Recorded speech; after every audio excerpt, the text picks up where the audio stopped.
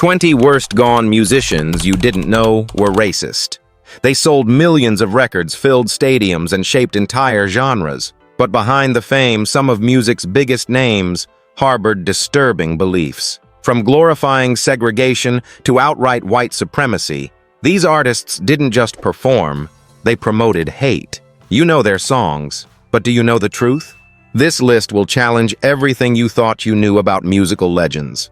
Watch until the end, you won't believe who's number one. Don't forget to like, comment, and subscribe to Uncovered Tinseltown. Uncovered, where we expose the untold stories behind the spotlight. Truth doesn't fade.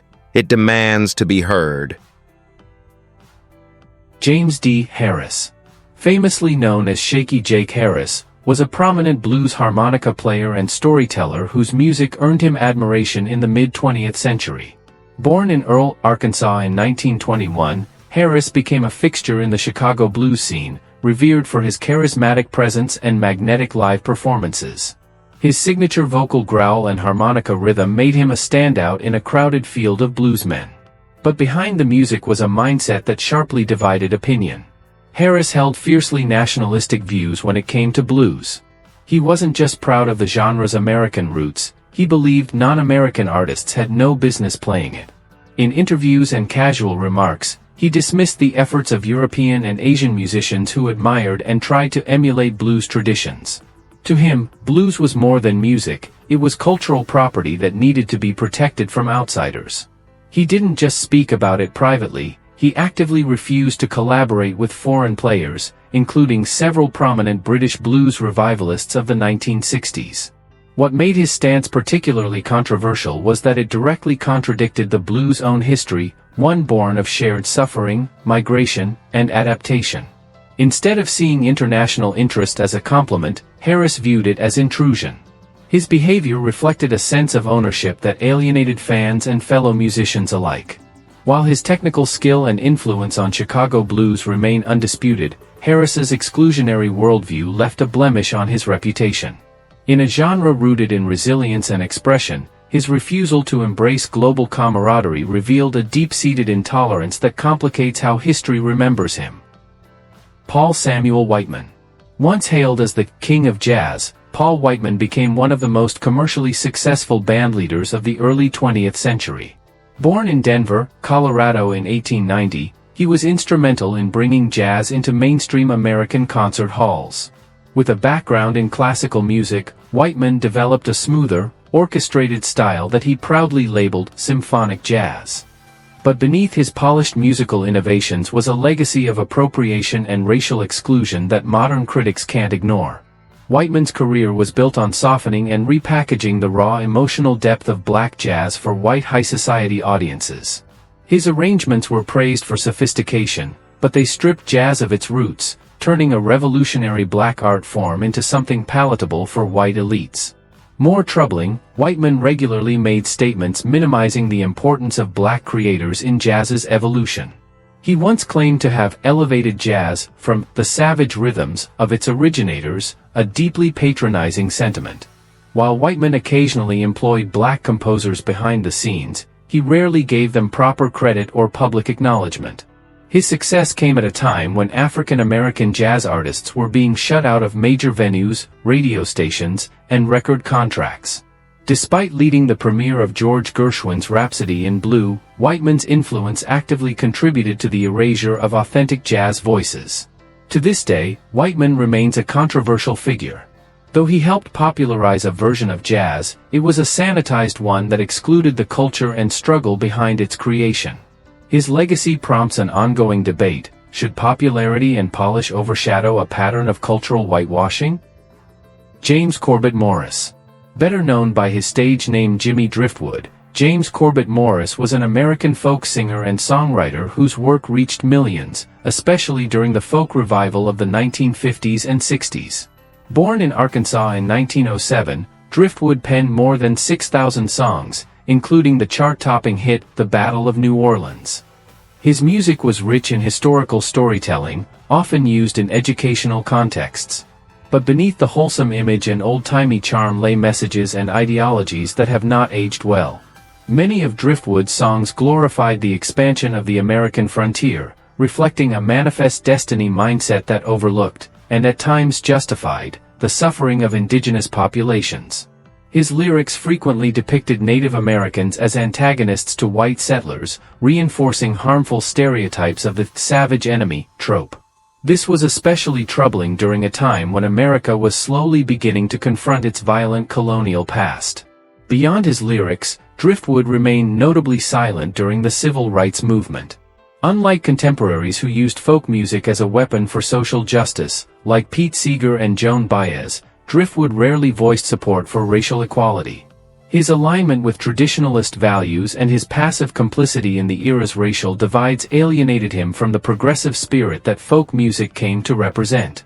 Though he was never overtly hateful, the narratives in Driftwood's songs romanticized a version of American history that excluded non-white voices and glorified conquest.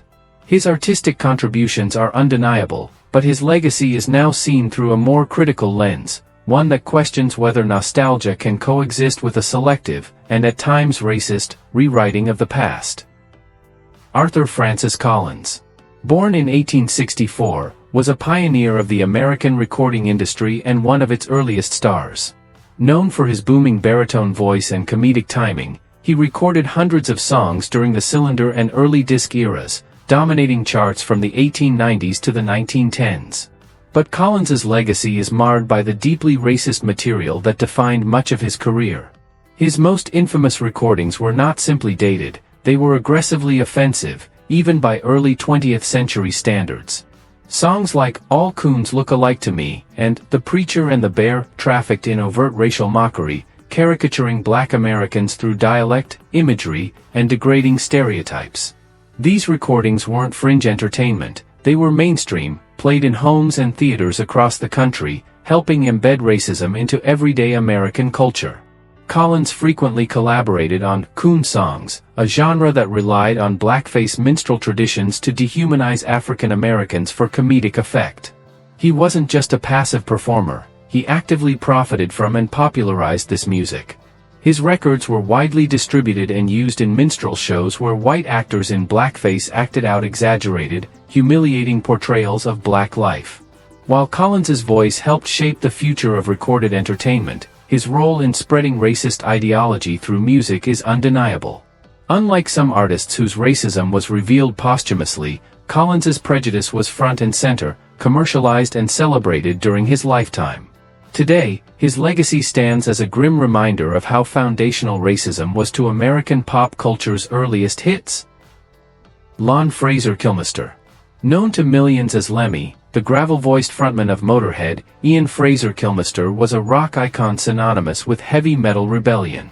Born in England in 1945, Lemmy rose to fame in the late 1970s with raw, speed-driven music and a lifestyle fueled by alcohol, excess, and unapologetic defiance. But behind the mythos of leather jackets and roaring amps was a disturbing fascination that cast a long shadow over his legacy, his extensive collection of Nazi memorabilia. Lemmy never denied his interest in World War II artifacts, often flaunting SS daggers, swastika flags, and other symbols associated with one of history's most brutal regimes. While he claimed his interest was purely historical, critics and fans alike questioned the casualness with which he displayed such items. In interviews, he often made light of their significance, once stating, "The bad guys always had the best uniforms," a comment that downplayed the atrocities tied to those symbols. Though Lemmy insisted he wasn't a Nazi sympathizer, the line between morbid curiosity and insensitivity grew thinner as he doubled down in public remarks. Unlike others in his genre who distanced themselves from such associations, Lemmy seemed indifferent to how his collection made others feel. It wasn't just the items themselves, it was the lack of acknowledgement about their painful context. To be clear, Lemmy never publicly advocated racial hatred. But his normalization of Nazi imagery, without apology or depth, suggested a dangerous detachment from history's horror. For someone whose music embodied freedom and rebellion, the blind spot in his worldview revealed a troubling contradiction. His influence on rock remains colossal, but for many, his legacy will always carry the weight of symbols that should never have been worn so casually. Patrick Charles Eugene Boone, born in 1934, was once the embodiment of wholesome 1950s American pop culture. With his clean-cut image, soft voice, and all-American charm, Boone became one of the top-selling male vocalists of his era. But beneath the squeaky clean surface was a career built, consciously or not, on racial erasure. Boone rose to fame not by creating original music, but by covering groundbreaking R&B and rock and roll songs originally performed by black artists. His sanitized versions of Tutti Frutti, originally by Little Richard, and Ain't That a Shame, by Fats Domino, became major hits, often outselling the originals. While this was common practice at the time, Boone's success came at the direct expense of the black musicians whose work he replicated without giving them due recognition or sharing the spotlight. What further tainted Boone's legacy was his vocal alignment with conservative values, especially during the civil rights era. He often positioned himself as the safe and respectable face of rock music, one palatable to white audiences and radio stations who actively excluded black voices. In doing so, he helped reinforce the racial divide within the music industry. In later years, Boone doubled down on his views, making dismissive remarks about racial justice movements and appearing at right-wing rallies. His public persona remained calm, but his worldview reflected a resistance to progress and inclusion. While Boone's musical contributions are undeniable, so too is the reality that his career benefited from systemic racism. His story exemplifies how the music industry elevated certain artists by silencing others, and how a polished image can sometimes hide a deeper, more troubling narrative. Eric Patrick Clapton is considered one of the greatest guitarists in rock history, a man whose name is virtually synonymous with blues-influenced British rock. Born in 1945, he helped define the sound of the 1960s and 70s through legendary bands like Cream and Derek and the Dominoes, and as a solo artist.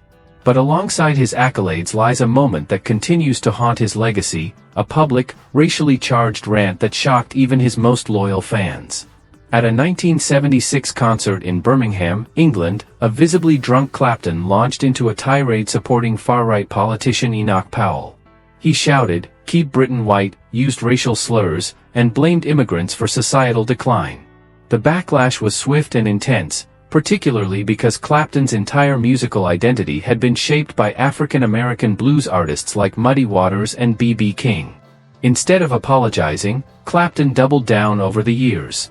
He dismissed critics as overly sensitive and refused to disavow his earlier remarks for decades. Even into the 2000s, Clapton made additional controversial statements about immigration and nationalism, further distancing himself from the inclusive spirit that music often fosters.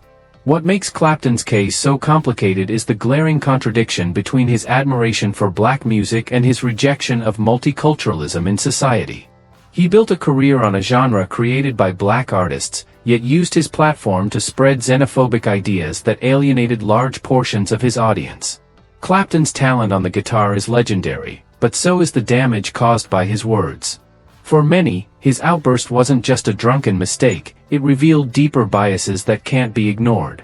His legacy, once rooted in soulful expression, now exists in tension with a moment that spoke volumes louder than any solo ever could. Theodore Anthony Nugent. Known for his wild guitar solos and hardline political views, Ted Nugent has always been a polarizing figure. Born in 1948 in Michigan, Nugent gained fame in the 1970s for his energetic stage presence and hits like Cat Scratch Fever. But over the years, his music has taken a backseat to his divisive rhetoric, much of which has been explicitly racist. Nugent's history of inflammatory statements is long and unapologetic. He has made frequent derogatory remarks about African Americans, Native Americans, and immigrants. In one of his most infamous outbursts, he referred to former President Barack Obama as a subhuman mongrel, a term steeped in white supremacist language. He's also mocked Native American traditions and sovereignty, ridiculing sacred customs during public speeches. Despite being a longtime advocate for hunting rights and gun ownership, Nugent's political affiliations and racial commentary have often overshadowed his activism. He has appeared at events sponsored by far-right organizations and made statements aligned with white nationalist rhetoric. His social media presence remains a platform for incendiary comments that have drawn condemnation from civil rights groups. While his defenders argue that Nugent is simply unfiltered or anti-political correctness, The consistency and venom of his remarks go far beyond blunt opinion. They reflect a worldview that disregards empathy and inclusion. Unlike artists who have shown growth or remorse, Nugent has doubled down, often daring critics to confront him. Ted Nugent's musical legacy might be loud, but it's now drowned out by the noise of his own divisive voice.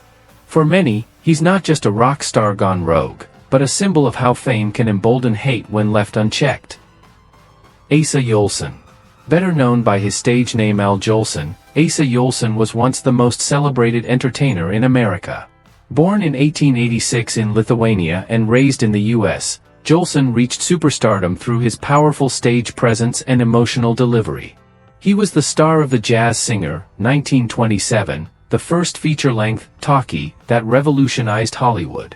But Jolson's most defining, and damning, legacy lies in his embrace of blackface performance. Jolson didn't just participate in blackface minstrelsy, he championed it. He regularly performed in blackface makeup, mimicking stereotypical black mannerisms and dialects for white audiences.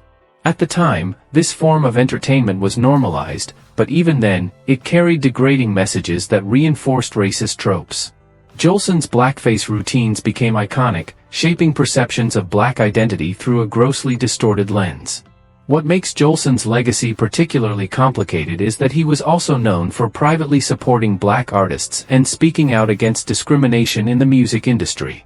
He fought for the rights of black performers in segregated venues and reportedly befriended many. Yet, his public image, rooted in blackface comedy, cemented his role in propagating racial mockery to the masses. The Jazz Singer itself marked a turning point in cinema but did so with a scene that remains one of the most uncomfortable in film history, Jolson in full blackface singing to a white audience. It was a milestone built on the back of racial caricature. Jolson's influence on entertainment is undeniable. But so is his role in spreading harmful representations of black people to mainstream America. His case raises a troubling truth. Individual good deeds cannot erase the societal harm perpetuated by a public platform used irresponsibly. Stephen Collins Foster. Often remembered as the father of American music, Stephen Collins Foster wrote some of the most enduring songs in U.S. history. Born in 1826, Foster was behind widely recognized folk tunes such as "Oh, Susanna," "Camptown Races," and "Old Folks at Home." His melodies defined the 19th-century American sound, but so did his role in legitimizing racist entertainment. Many of Foster's songs were written specifically for minstrel shows, racist theatrical productions where white performers wore blackface and portrayed African Americans as lazy, foolish, or content with slavery. His lyrics, often written in exaggerated dialect, reinforced the view that black people were simple-minded and childlike. One of his most famous songs, "Old Folks at Home," was sung from the perspective of an enslaved man nostalgically longing for life on the plantation, a deeply problematic romanticization of slavery. Though Foster didn't perform in blackface himself, he provided the soundtrack for the most dehumanizing form of popular entertainment in 19th-century America. His music was a vehicle for cultural mockery that reached millions. Even decades after his death, his songs remain staples in schools and public ceremonies, often stripped of their historical context. Later adaptations of Foster's work attempted to clean up offensive lyrics, but the damage was already woven into America's cultural memory. His contribution to music is undeniable, yet it is inseparable from the racist framework he helped perpetuate. Foster's case illustrates how racism in music wasn't always loud or overt. It could be gentle, melodic, and baked into the foundations of national identity. And that's what made it so enduring and dangerous. John Philip Sousa. The undisputed March King of America is celebrated for composing iconic patriotic works such as Stars and Stripes Forever and The Washington Post March. Born in 1854 in Washington, D.C., Sousa became the face of military-style marching music and toured the globe as the conductor of the U.S. Marine Band. But beyond the pomp and circumstance was a troubling allegiance to a form of entertainment now widely regarded as racist, minstrelsy. Sousa didn't just passively accept minstrel shows, he actively composed for them and helped elevate them into mainstream musical respectability. These shows, rooted in blackface performance, portrayed African Americans as inferior, laughable, and unworthy of cultural depth. Rather than challenge this portrayal, Sousa embraced it, describing minstrel shows as a national treasure and integrating them into his broader vision of American music. Even as musical tastes evolved and racial awareness grew, Sousa resisted change. He openly dismissed emerging black musical genres like jazz and blues as vulgar, suggesting that their growing influence was a threat to musical purity. At a time when artists like Duke Ellington and Jelly Roll Morton were redefining global music culture, Sousa held firm to outdated racial hierarchies in sound. What makes his inclusion on this list striking is the contradiction between his patriotic image and his refusal to promote racial inclusion in the art he championed. His marches played at parades and presidential inaugurations often masked a deeper cultural exclusion, one that left little room for black innovation in America's musical narrative. Sousa remains a national symbol, but his legacy also reminds us how cultural pride can coexist with racial erasure. Sometimes, the most celebrated figures are the ones who quietly keep the doors closed. Paul Conrad Rose. Known in the 1960s for his quirky humor and piano-driven folk tunes, Paul Conrad Rose, better known as Biff Rose, was once seen as a countercultural oddball with creative flair. He performed on The Tonight Show multiple times and even co-wrote "Fill Your Heart," which was later covered by David Bowie. But decades after his brush with fame, Rose resurfaced, not as a beloved throwback, but as a mouthpiece for hate speech online. In the 2010s, Rose shocked former fans by posting numerous anti-Semitic and racist screeds on his personal website and social media platforms. He circulated conspiracy theories blaming Jewish people for global control, mocked civil rights movements, and regularly dismissed the importance of racial justice. These weren't subtle dog whistles, they were explicit, vitriolic rants from someone who once shared stages with progressive artists of the folk revival.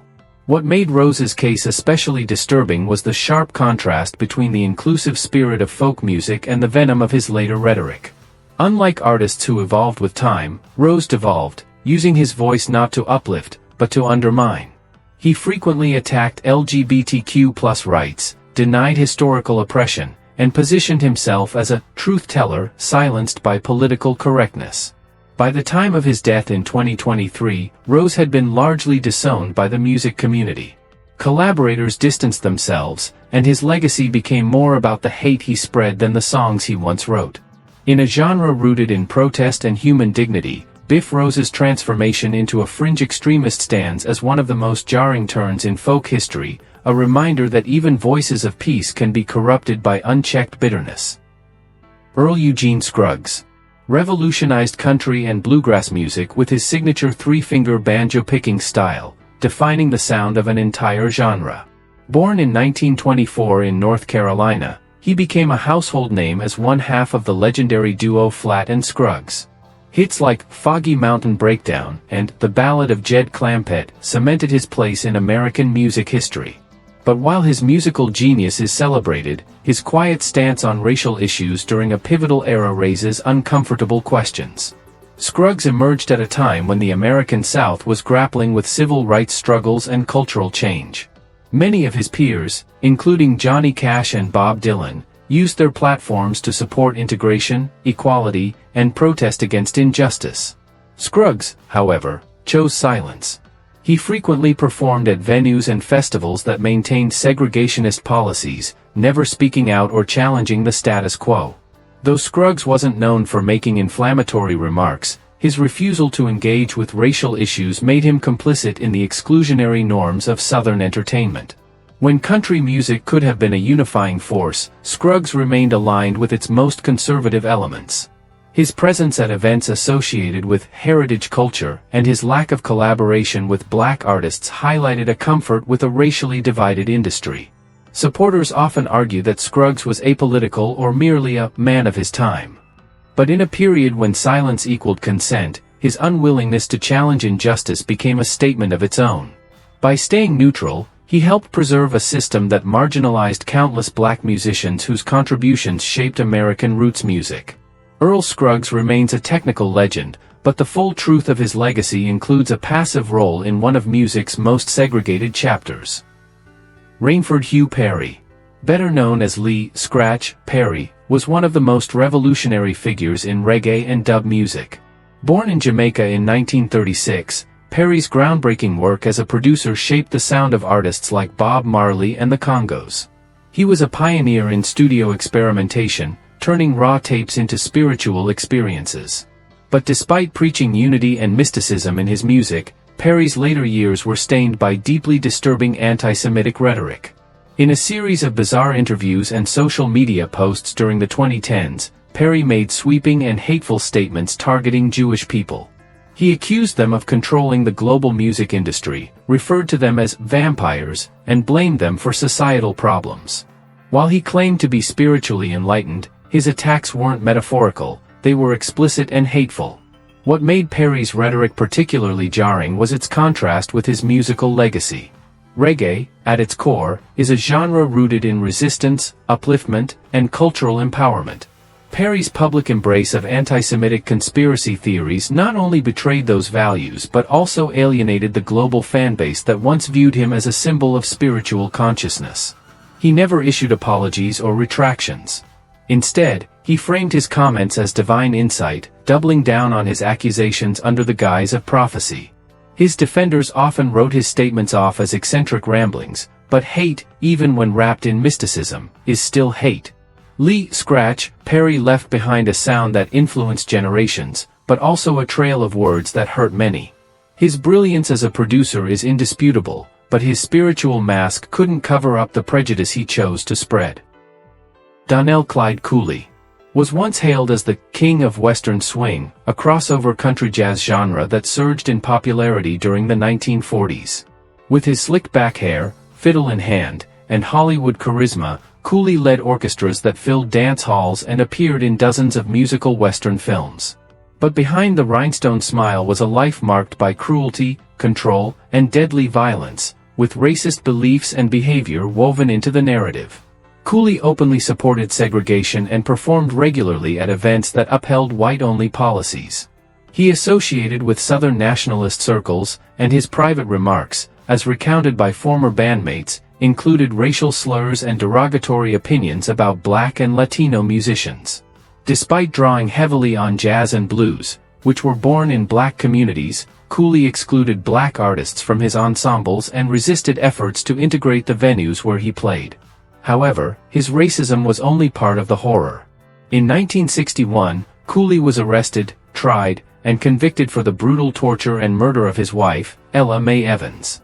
According to testimony, he beat her for hours in front of their teenage daughter, demonstrating not just violence, but an absence of remorse or empathy. He showed no regret during trial, only bitterness at being caught. Though sentenced to life in prison, Cooley was paradoxically granted parole in 1969, but suffered a fatal heart attack before his release. Spade Cooley's story is one of extreme contradictions, a polished performer masking a monstrous private life. His music might have moved crowds, but his actions, both racially and personally, revealed a man who used charm to distract from a deeply hateful core. His name is rarely spoken today, and for good reason. Some legacies deserve to fade. Hiram King Williams. Born Hiram King Williams in 1923, is widely regarded as one of the most influential figures in country music history. With his haunting voice and heartfelt lyrics in songs like Your Cheatin' Heart and I'm So Lonesome I Could Cry, Williams captured the sorrow and struggle of the American South. But while his music resonated across generations, his silence and actions regarding race in a segregated America continue to raise concerns. Williams came of age and rose to stardom during a time when Black artists were systematically shut out of the country music industry, despite having laid its foundations through blues, gospel, and folk. His sound was undeniably influenced by Black musicians, including Rufus T-Tot Payne, a Black street performer who mentored a young Hank in Montgomery, Alabama. Yet, when Williams achieved fame, he never publicly acknowledged Payne, or any Black influence, in his career. Even more troubling, Williams routinely performed in racially segregated venues and made no recorded effort to challenge the status quo. While his lyrics spoke of heartache and hardship, they remained rooted in a white Southern perspective, ignoring the social injustice surrounding him. Some historians point to unreleased lyrics and private writings that contained racial slurs, further clouding his legacy. Hank Williams Sr. was a musical genius, but his unwillingness to speak for, or even recognize, the marginalized communities that shaped his sound is a silence that speaks volumes. His voice may have belonged to the people, but not to all the people. Elvis Aaron Presley. Born in 1935 in Tupelo, Mississippi, became known as the King of Rock and Roll, a title earned through electrifying performances, iconic style, and chart-topping hits. But behind the glittering fame lies a complicated legacy deeply entangled with cultural appropriation, racial inequity, and lingering accusations of prejudice. Elvis's music was profoundly shaped by black artists. He grew up listening to blues, gospel, and rhythm and blues, genres pioneered by African American musicians. He borrowed heavily from the styles of Chuck Berry, Little Richard, and Big Mama Thornton. Yet, while those artists were shut out of mainstream radio, Elvis soared on the same songs. His version of Thornton's Hound Dog became a global hit, while hers faded into relative obscurity. Though some fans argue that Presley helped bring black music to wider audiences, others point to his passive complicity in an industry that profited from black creativity while excluding black performers. The most controversial claim, whether or not he said, "The only thing a Negro can do for me is shine my shoes and buy my records," remains debated, but its enduring presence highlights the racial resentment many feel about his rise. Unlike some white artists of the era who openly supported civil rights, Elvis remained largely silent. He rarely spoke about racial injustice, never used his massive platform to support black artists publicly, and avoided the political turmoil of the 1960s entirely. Though he maintained friendships with musicians like B.B. King, his influence could have opened doors, but it didn't. Elvis Presley's star power is undisputed. But the story of how he climbed the charts, on the backs of black pioneers, remains a critical part of understanding the full cost of his crown. Wilhelm Richard Wagner. Born in Leipzig, Germany in 1813, is one of the most influential composers in Western music history. His operas, like the Ring Cycle, Tristan und Isolde, and Parsifal, redefined the genre with monumental scale and emotional depth. But Wagner's artistic genius came with an ideology so toxic it would later be weaponized by Adolf Hitler himself. Wagner wasn't just privately anti-Semitic, he wrote about it publicly and obsessively. In his infamous 1850 essay, Das Judentum in der Musik, Jewishness in Music, he argued that Jewish composers were incapable of true creativity and corrupted German culture. He targeted figures like Felix Mendelssohn and Giacomo Meyerbeer, accusing them of manipulating the arts for personal gain. His language was not metaphorical, it was inflammatory and exclusionary. Decades after his death, Wagner's writings and music became central to Nazi propaganda. Hitler idolized him, attending his operas religiously and citing his work as the artistic embodiment of Aryan superiority. Wagner's music played at Nazi rallies and even in concentration camps, adding psychological weight to physical suffering. While he didn't live to see this perversion of his art, Wagner laid the ideological foundation. To this day, Wagner's works remain controversial. In Israel, for example, his music is still largely boycotted. Jewish conductors and musicians continue to grapple with whether his art can be separated from his hate.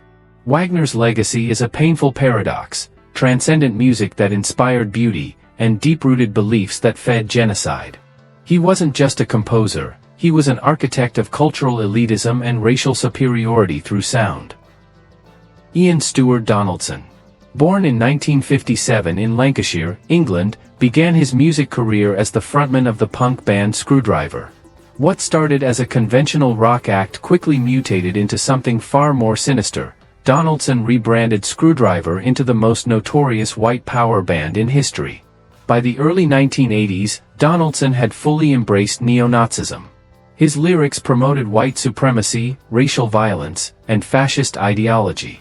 Songs like White Power and Smash the IRA weren't just musical expressions, they were recruitment tools for extremist groups across Europe and the United States. His concerts often doubled as hate rallies, drawing skinheads and militant nationalists who openly performed Nazi salutes and chanted slurs. Donaldson also co-founded White Noise Records, a label dedicated to distributing racist music globally. He aligned with organizations like the British National Party and the National Front, helping funnel revenue from his records into extremist political campaigns.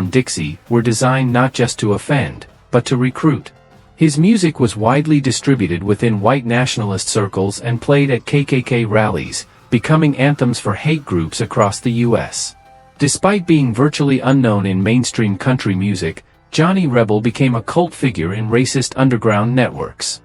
His crude recordings were bootlegged for decades and later found new life on early internet forums and far-right websites.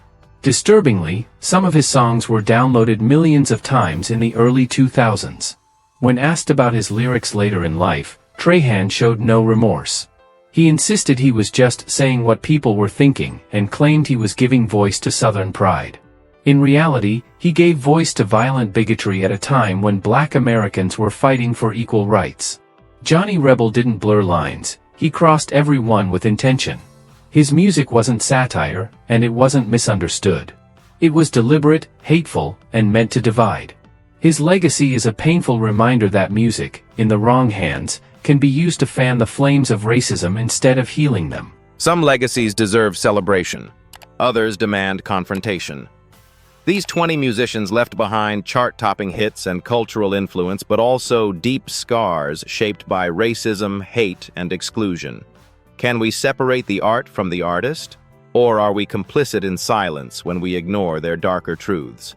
Let us know where you stand in the comments. Do these revelations change how you hear their music?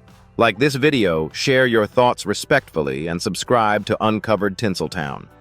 Uncovered because remembering history means facing all of it, not just the parts that make us comfortable.